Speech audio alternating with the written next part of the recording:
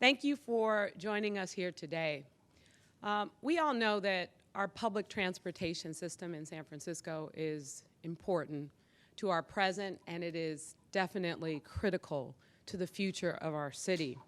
As our city grows, as our economy grows, as we build more housing, as more people work here, we know that we can't continue to grow in those areas without thinking about improvements to our public transportation system. As someone who grew up in this city, I relied on Muni, the 31 Balboa, the 22 Fillmore, the 5 Fulton, the 21 Hayes, the 44 going to Galileo. I mean, you name it. I was on those buses going all over, the 19 Polk to Potrero Hill. I know the routes by heart. But the fact is, we need to do better. We need to make sure that people, especially people who rely on Muni to get to work, to get to school, to get to their doctor's appointments, so many of our seniors who can't drive and need to pick up their medications and other things, we need to make sure that our public transportation system is reliable for all of our communities in all parts of San Francisco, especially on those communities that have consistently been neglected. It means safer streets for pedestrians and bicyclists and all of its users. We know that over the years, the city is a lot more congested than that it has ever been, but we also know to make it a better city and reach our climate goals, we have to make it less congested. We have a lot of work to do, and we are doing the work. In June, we created a working group with city leaders and staff and industry experts with the goal of making Muni better. The group's recommendations will be finalized this December, and I'm looking forward to seeing those recommendations. And over the past few years, we've also made some significant investments. We've committed to doubling the pace of building more protected bike lanes. We established a quick build program to rapidly increase the delivery of low-cost safety improvements. And we've expanded our enforcement efforts with a focus on traffic safety. Thankfully, the voters have given us one more tool to improve streets with the passage of Proposition D. The fee on TNC riders will allow us to invest more than $30 million in light rail vehicles and buses, as well as street safety improvement. So the work continues, and we will continue to do everything we can to make the right investments and to move them forward as quickly as possible. These objectives and many more are the responsibility, as we know, of the San Francisco Municipal Transportation Agency. The MTA manages our streets, our public transportation, other mobility options like bike shares and e-scooters, and a lot of public infrastructure projects like the Central Subway and the Van Ness BRT. It's an agency that requires a consistent focus on day-to-day operations while also looking forward to the future and how we prepare to make sure that the challenges that have existed now don't continue to exist in the future. This requires a strong vision and strong leadership. So today, I'm proud to announce that the SF Board will be recommending, the SFMTA Board will be recommending Jeffrey Tumlin as the next director of SFMTA. This is Jeffrey, you can clap. Jeff is an international transportation expert who brings over 25 years of experience of improving transportation in cities. He was recently the interim director at the Oakland Department of Transportation, where he laid the foundation for the agency's future success with a lens on environmental benefits and equality. I believe Jeffrey will do the same at SFMTA. Throughout his career, he has been known for bringing a visionary perspective on transportation in cities and helping to implement innovative ideas that are desperately needed. He will be joining the city as a long-time resident of Noe Valley and will also be the first LGBT director in SFMTA's history. I look forward to working with Jeffrey to help us deliver a great transportation system in San Francisco. And I want to thank the board, including the president of the board who's here today, Malcolm Heineke, and Gwyneth Borden, who's also here. Thank you for your work and your leadership and coordinating the entire interview process and everything you did to make sure that we found the best person possible to do the job, to make our public transportation and infrastructure and all that we need to do to improve mobility in San Francisco in a safe, efficient, and environmentally friendly way, to choosing that person who could do just that. And ladies and gentlemen, Jeffrey Tumlin.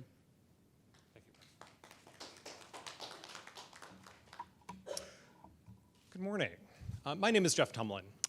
And I've been in the transportation industry for a long time, for 25 years, mainly advising cities and transit agencies how to clarify their values and then use transportation investments to make those values manifest.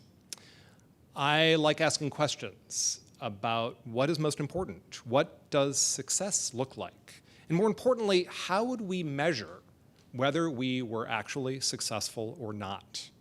That's where my technical work comes into play, trying to use tools to be able to measure social equity and environmental outcomes and to align our transportation spending in order to best achieve the public good. I ended up in this industry against my better judgment. I discovered very early in my career and sort of by accident that we in transportation have a bigger impact on public health outcomes than the medical industry does. We have a bigger impact on economic development than economic development departments do.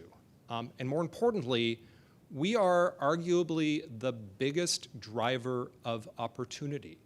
We decide how many jobs people can get to within a reasonable commute time. We determine whether children can get safely to school, which impacts their academic performance. We are fundamental drivers of opportunity or destroyers of opportunity. We also, in the transportation industry, thanks to either the frustration or confidence of voters, we have resources.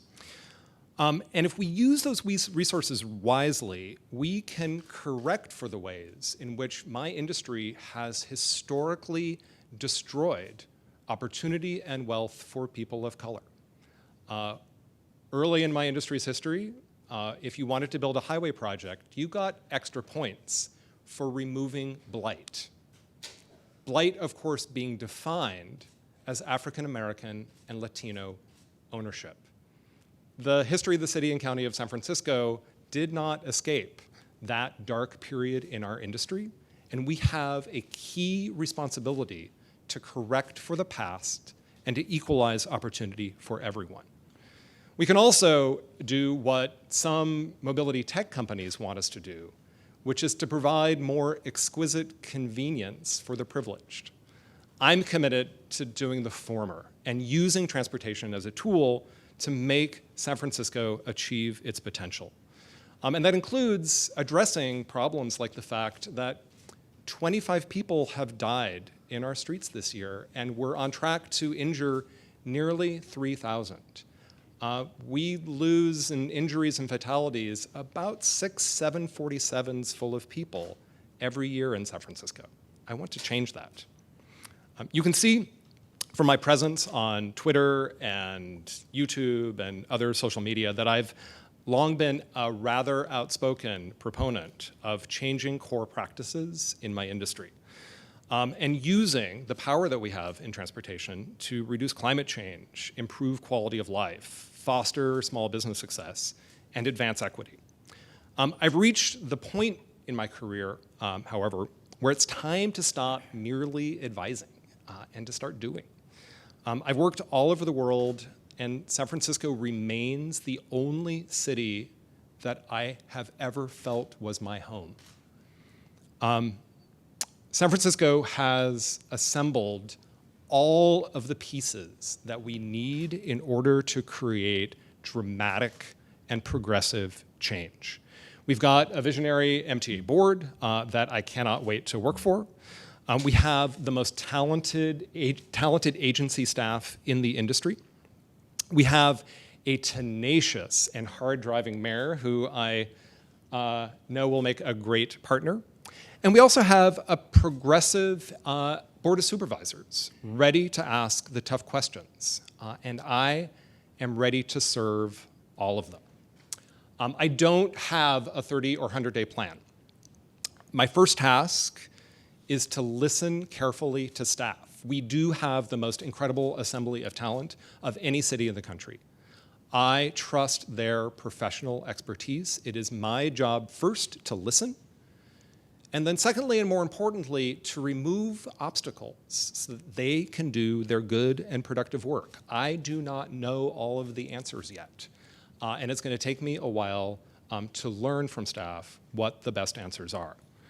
I want to close by saying that we have talent, resources, and some clarity about what our values are here in San Francisco. And yet there remains a rather large gap between San Francisco's potential and its current reality. I am deeply excited to do the hard work to close that gap. We have the tools and all of the resources that we need, unlike really any other city in the world. And I can't wait to get started, particularly with the help of all of you in this room, the press. So with that, I'm happy to take questions. Malcolm, did you have words to say? Absolutely.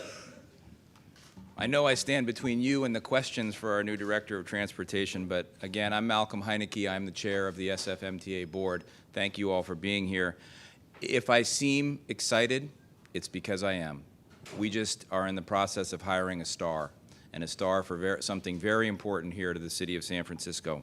So my fellow board members, Vice Chair Borden and I are indeed very excited here today. First person I want to thank is the mayor, not just for her commitment to transportation and her support and her loud phones, but also, no, seriously, I want to thank the mayor for not just her support and her partnership in this, but for the fact that you challenged us. You were the result of a challenge to get a bold leader who could take this agency forward. And I am so grateful for that challenge. I think we have responded to it here today. That challenge led us to an international search. We searched far and wide.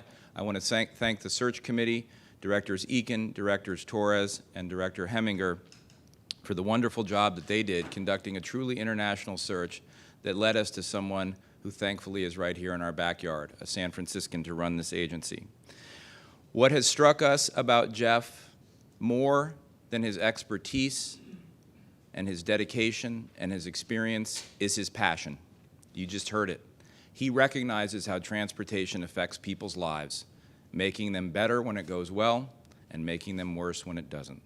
So with that, we are very, very excited, and I wish Jeff the absolute best. I know he won't need good luck from me because he's a true professional, and I'm excited to see him be a star and partner with him.